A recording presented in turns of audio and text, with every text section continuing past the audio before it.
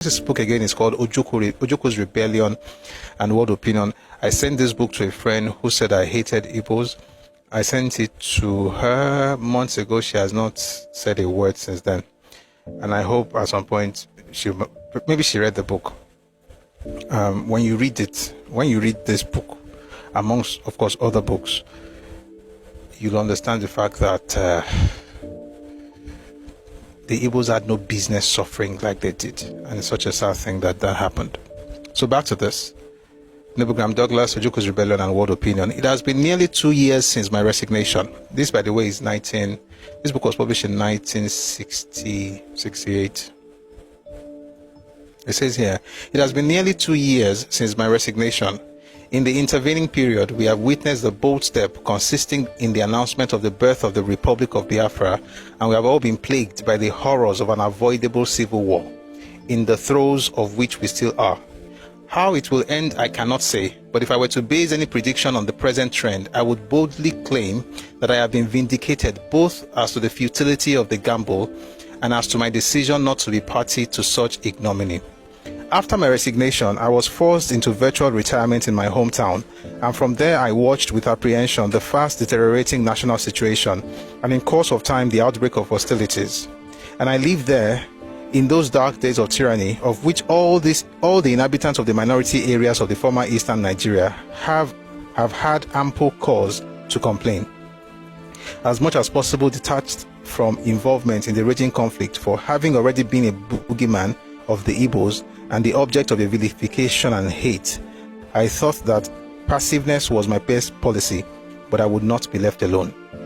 On February 24, 1968, pursuant to an address delivered by a civil commissioner in the government of Biafra to the people of Port Harcourt, and to a plan for the systematic extermination of all the notable peoples of rivers and southeastern states origin in and around Port Harcourt, drawn up by some well-known Igbo professionals and businessmen as a first step, the buildings and other properties of some 12 rivers people and one southeasterner in Port Harcourt were destroyed. Again, like I like to say, when you see the word southeasterner here, he's not talking about southeast region. He's talking about southeast as a state. Southeast state is different from southeast region. Southeast state is present-day Cross River and Akwa Ibom state. So when the states were created on May 27, 1967, the north was broken into six. The west, which had been broken into two in 1963, was further broken into two again in 1967. So we now had Western State, Lagos State, and Midwest. And then the east was also broken into three. We had East Central State, which is present-day Southeastern region. We had Southeastern State, which is present-day Akwa Ibom and Cross River State. And then we have River State, which is present-day River State and parts of Bayelsa State. So when it says here that they went to destroy buildings belong to one southeasterner, he's not talking about an Igbo man. He's talking about someone from Efik, Ibibio, that side. All right. Having said that, let's go back to this. So he says, the buildings and other properties of some 12 rivers people and one southeasterner in Port Harcourt were destroyed by mobs of Igbo demonstrators, in most cases by burning. As might be expected, mine led the rest. Two of my buildings, one of them my residence in the city, with all their contents, including my entire law library, office equipment, a variety of documents, furniture, a model car, and various items of personal chattels were destroyed.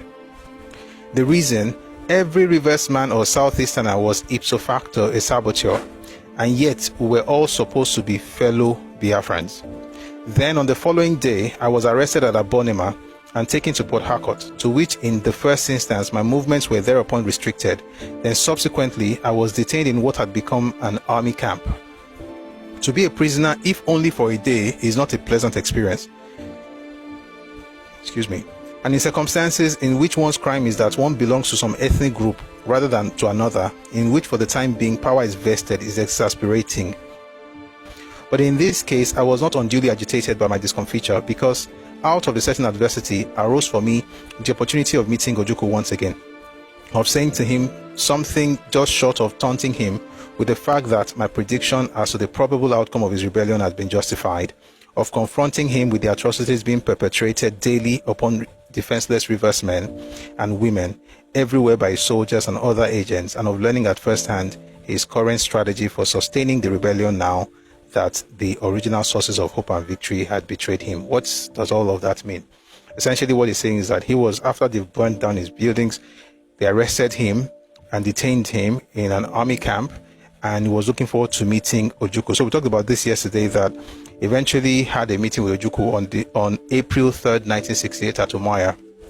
And when they got there, His Excellency, that's Ojukwu, His Excellency appeared to welcome the opportunity of seeing me again, and after acknowledging the obvious fact that the Rivers people were not behind his rebellion, that is in these words, quote, "I know that I have not been accepted by the Rivers people. I know that I have not made my influence really felt in that area." This is important, end quote. This is important because whenever people say things, especially if you're from the South, let me put it this way: the only tool in the arsenal of some people in Nigeria is propaganda. And like I said, if you have been here for a while and you've listened to me for a while, it didn't start today. It started in the 1930s. The idea of using propaganda to drive a narrative started first with Dr. Nnamdi Azikiwe. And how do I know that? Because I've read excerpts and news items from the West African pilot that was published in 1937, 1938, 39, 1940, 41, 42, up until 49. There are bits and pieces that you can just put together. And you can read, you can tell the direction of, his thought process. And that's why I never for once have this delusion that it was Zik of Africa or like it was Pan-Africanist. That is not true.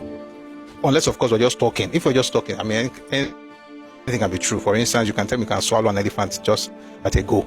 If you just talk, it's okay. But if we're talking about reality, that's a totally different matter.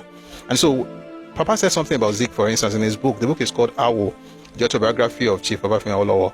He said something, he said that Zik was the first consummate propagandist in Nigeria.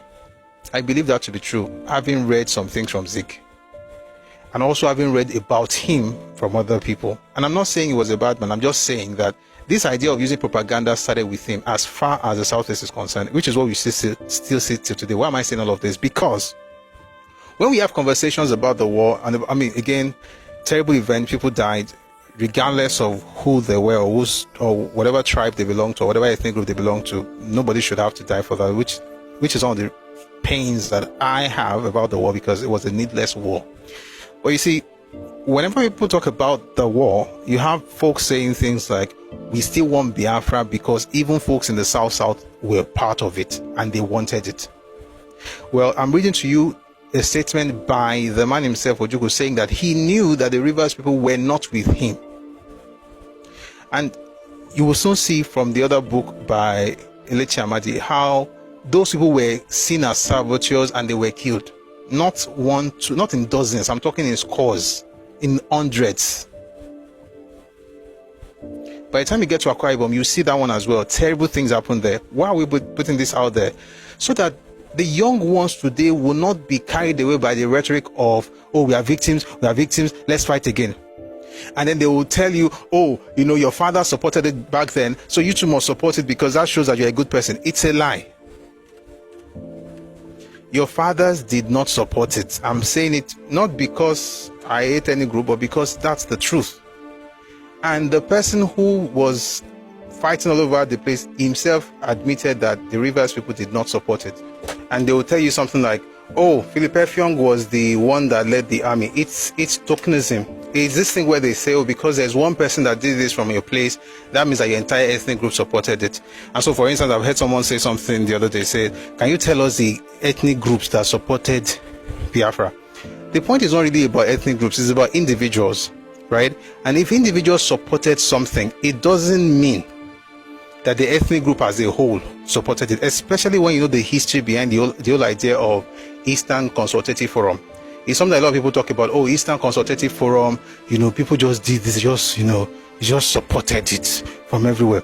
It's a lie. It's a rubber stamp assembly that was created to essentially, just say yes to everything Ojukwu and his minions, were about at the time. And we're saying this so that we don't have another generation fall into that trap of saying people supported it. This is Ojukwu saying, I know. I'm going to read one more time. It says here, I know that I have not been accepted by the Rivers people. I know that I have not made my influence really felt in that area. When was this? This was April 3rd, 1968. It's about 1 year. since the war started, or since he declared Biafra.